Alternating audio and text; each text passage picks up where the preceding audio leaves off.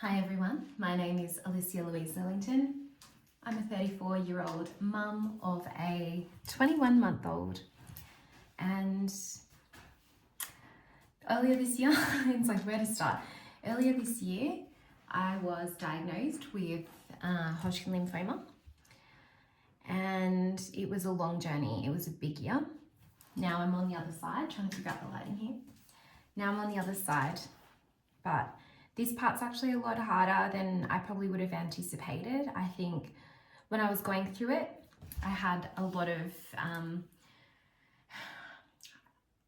I felt really motivated to keep going. And I think, the thing was, I always had that next step. I had that next chemo appointment, or I had the next follow up with a hematologist. I'm just doing my makeup because I'm going out shortly for a Christmas party.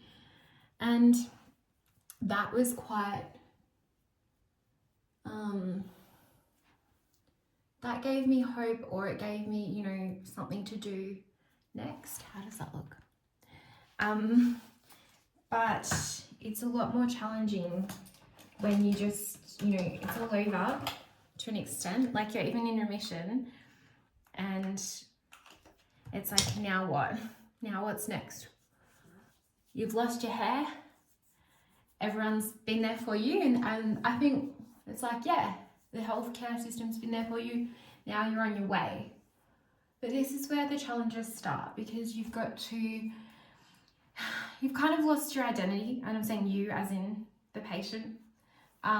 You've lost your identity, you've been through a massive trauma, you're grieving, but you've been in cycles of grieving for a long time, grieving your old life. Grieving, like the thing that I grieve, one of the things I grieve the most is the innocence of knowing life without cancer. Like just having that innocence of being like, oh yeah, life is, you have your trials and tribulations throughout life, but when you get that diagnosis, before having a cancer diagnosis, there's a certain innocence, is what I'm going to call it, about your life that you won't have that again. It's kind of this like rose-colored glasses moment. But also there is a strength that you get from going through something like this that you just won't have if your life is all sunshine and rainbows and butterflies. So I guess it's a bit of both. It's like you have to see the glass as half full. Well, you don't have to, but it's definitely an option that might make it easier. I chatted to my counsellors recently. I'm very lucky to have been able to access one counsellor through the Cancer Centre in the ACT, and one counsellor through the Employee Assistance Program. They both have completely different perspectives on things, but I feel like I need that to have a more well-rounded view of the situation, because if I just had one perspective, I think I'd probably take that on and then I'd feel, okay, that's like, I just tend to take people's like advice on. or like their sentiment. And I think it's good to have a bit of both perspectives. Okay, I think my makeup's done. It only takes me a sec to do it these days. By the way, I use Eco by Sonia as a lot of my makeup, and some Charlotte Tilbury. Not that I'm a beauty influencer, but something I've learned throughout this cancer journey is to double check what's in your makeup products. So this is the Eco by Sonia mascara that I use, and an app that I use for that is Yuka, YUKA.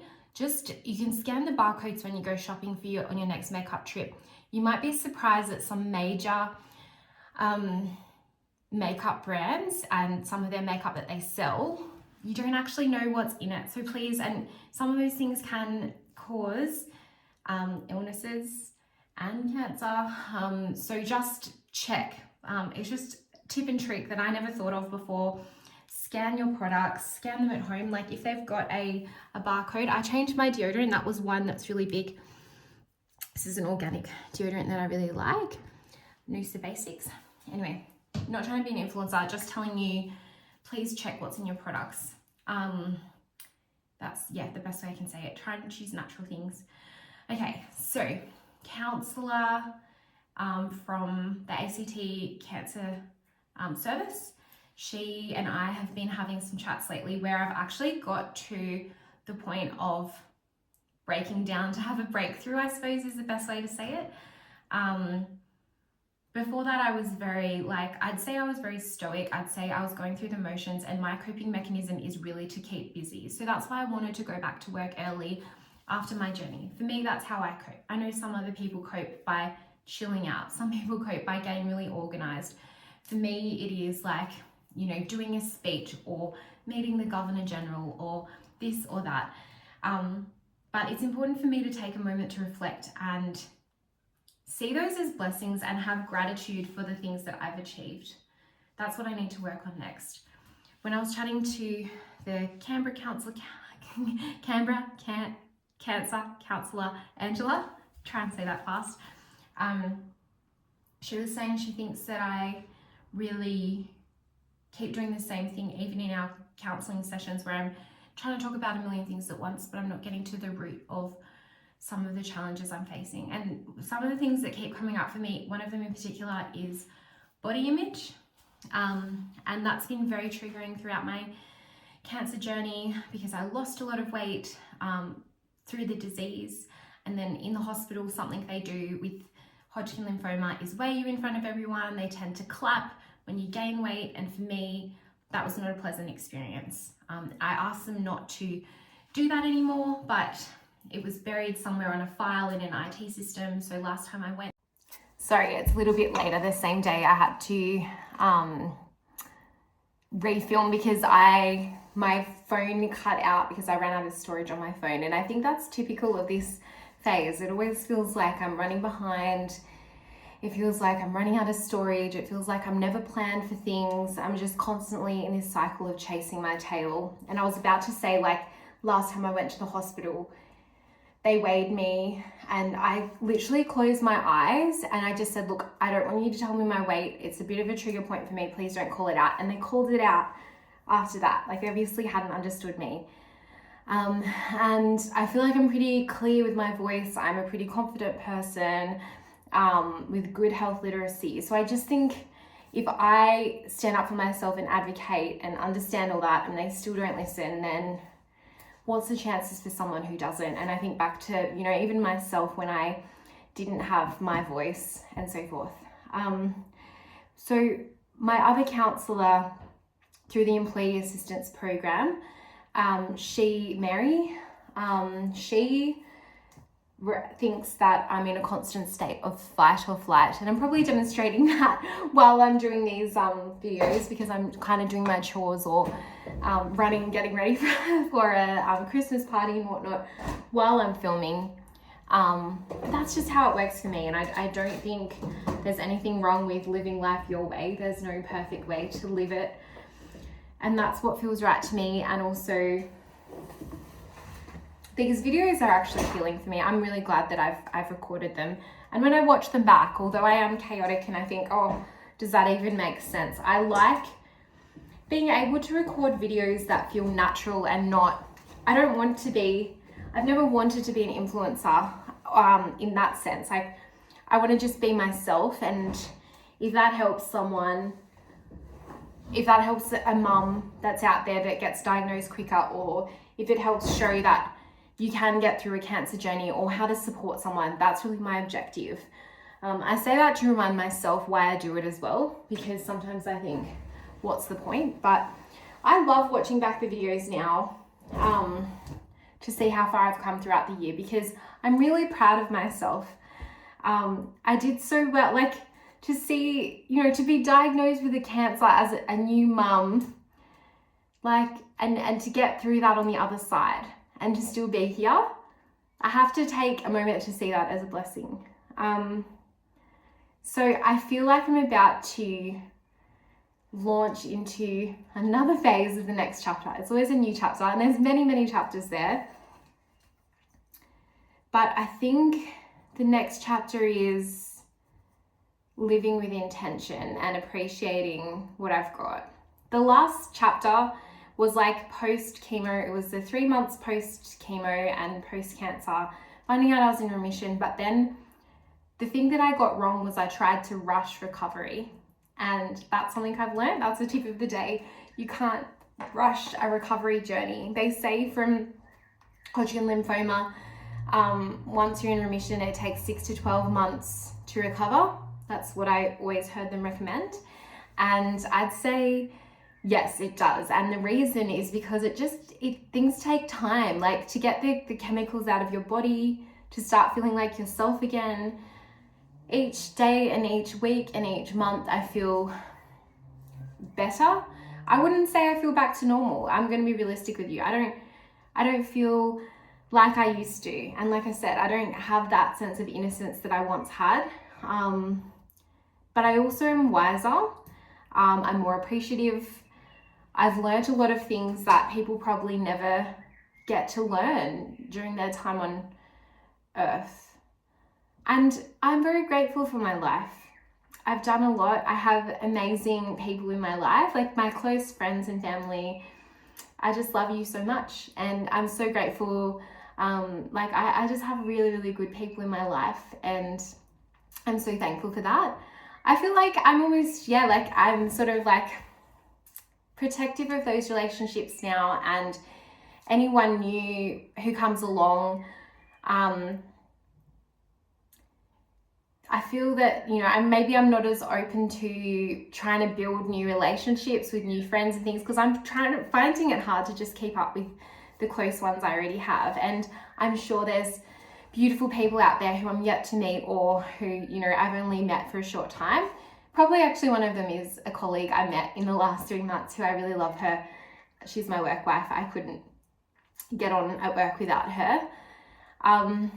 But even with work, I noticed myself getting back to these old ways of working that I used to do, where I was working around the clock, and the last couple of weeks was really, really busy, and I was working late, and then, I was on a meeting with my boss, and my daughter ran in the room, and I said, hey, I'm on a meeting.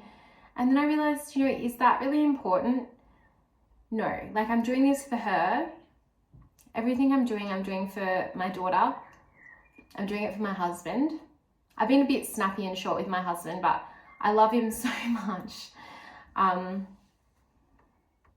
It's not fair to be snappy and short with him. And even now, if I just take a moment to think and to pause, it becomes clear pretty quickly what's important and what's not, and what I can let go. I think, so Mary said, the second counsellor who I know through the employee assistance program, she said, you're just in a constant state of fight or flight. You need to get out of that. And then I was like, how do I get out of fight or flight? Because I'm doing this and I'm doing that, and it feels like a coping mechanism. And she said, you know what you need to do. You need to meditate. And I have done a lot of meditation before. I did a course through Transform Parenting with Tracy Anderson Askew, and then I did some RTT, Rapid Transformation Therapy. And this is just my own journey. I'm not a medical professional. I'm not a psychologist. It's just what I did. Through her, I have a personalized meditation that I was supposed to listen to for 30 days. And to be honest, I didn't listen to it for 30 days. I listened to it for a few days. But I'm going to try and commit now to going back and listening to that meditation, doing meditation. Like Mary says, just double the dose of meditation. Meditation will get you everywhere. So I need to meditate more. I need to move my body more. I need to eat healthier. I think these are all things, and I need to slow down. I need to take a moment to pause and reflect. I feel like I'm running. What's the purpose? If I reflect and say, why was I working so hard that day, and then telling my daughter, get out of the room because I'm on a call to my boss. I should be saying, sorry, I've got, it's 5 o'clock, I'm finishing, and just sign off and not apologize for that. I mean, always with work, if your work demands it, there might be times you have to do extra hours and whatnot. I understand that, but I think it's easy to creep back into working too much. And I do see it in colleagues, I do see it in a lot of people, that they don't prioritize what's important to them, and then they become resentful or jaded, and that's not what I want to be. So I need to stay in touch with my higher self. And what I mean by that is taking a step back to think, if I had the time, the perspective, and, you know, if I was kind of on my deathbed, would that thing matter to me? Would an email or a, you know, yeah, really it's a lot of emails in my job. Would that email matter? No, you're not going to think back about that. You'll think back about your family, time with them, friends, wellness. And also you might think, you know, did I move my body enough? And I need to be kind to my body. One thing I did throughout my journey was write a letter to my body, thanking it for getting through this, thanking it for also giving birth. And I've read a few studies that say how you speak to your body can really make a difference. So those are some of the things I'm going to try in this next phase. I feel like I was trying to get ahead of next year. I was like, oh, I'm going to start my fitness journey in October and all this sort of stuff. But I think it's never too late to start. I am going to try and start a few things that I'd like for 2026. I'm going to start them soon, and it's early December. Well, it's already a week gone of December, but I'm going to try and start from now just to give myself that little bit of a head start. I wanted to plan all these things for Christmas and holidays, and I haven't planned them, but I just need to have perspective, time, and think I can get ready for the new year. So that's where I'm at. I wasn't sure what I'd record in today's videos, 2 videos that I'm compiling together, but I do think it's important to just, you know, for me, it's just easy to talk about my life, what's happening, how I'm feeling, and I hope that helps someone, especially some of the feedback I get from different people or the ways that I work through situations. Sometimes I feel pressure, like, oh, I should do this topic or that topic. That doesn't feel authentic to me, like doing a heavily researched thing. You can see how I've been really chaotic. What feels aligned and important to me, and that's the thing. Do what feels aligned and important to you in your own journey or in a loved one's journey. You know, if you're someone who likes to chat and what you can do for someone is be there for a chat, then do that. If you're someone who loves to cook, you know, cook a meal for someone to support them.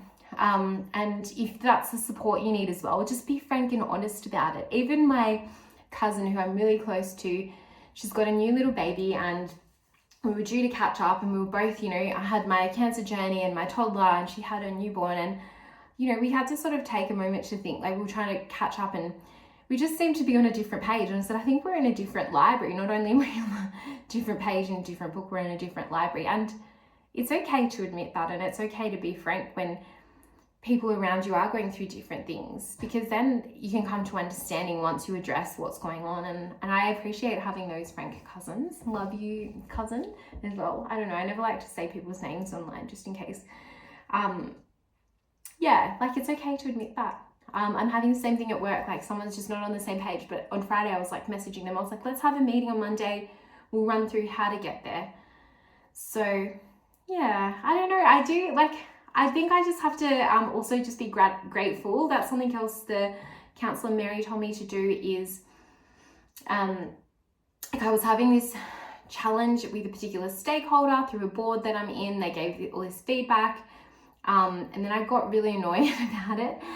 And I journaled and I just let it all out, and I told the counsellor, and she's like, if you're focusing your time on that, the amount of time you write and spend and think about it, it's going to be double, like it's going to take double the effort for that all to be in your system and what you're thinking about. So why not write about what you're grateful for? And that's like a better area to focus on. So that's what I'm going to try as well. So I'm going to look at health, fitness, taking a step back, taking a moment to pause, having boundaries around my time. Saying what I'm grateful for, trying not to focus on the negative. And also just trying to yeah, just to appreciate like how far I've come. Like I literally didn't have a voice at the start of the year. And I've always felt like this journey has a higher purpose for me. So maybe it's a blessing in disguise, a literal blessing in disguise. You never know what's going to come out of it. And I just need to not put pressure on myself, and just be kind and go in grace with my heart, and be kind as I would to a friend, do that to myself. And maybe that resonates with you. Are you being kind to yourself? Are you going softly and gracefully? Are you taking a moment? Everything's busy. It's easy to say you're too busy, you can't do this, you can't do that. But if you actually take a moment to step back and have time and allow yourself time for the things that are important to you, that's what life's for, isn't it? Like I just think of all these people who are like, I'm too busy for this, I've done this, I've done that, I'm stressed with this. What if, like, you know, back in the day, think of the people who were the upper class. They were the ones who had time to pursue their creative, you know, the endeavors that they liked, like writing and staying at home and enjoying foods they liked. And it's such a fast-paced society, and it feels like a competition to be fast. So I'm opting out of a fast pace. I'm opting into, no, I'm not opting in. It's not even an opt-in. It's just a separate, I'm on a separate little road with my little family and friends and whoever else wants to join us. And it's intentional, measured, but we still get stuff done. Okay, I have to end with my kooky saying of the day. I think the thing is, like, not only are we not on the same page, on the same book, but we're not even in the same library. Okay, take care everyone. Ciao.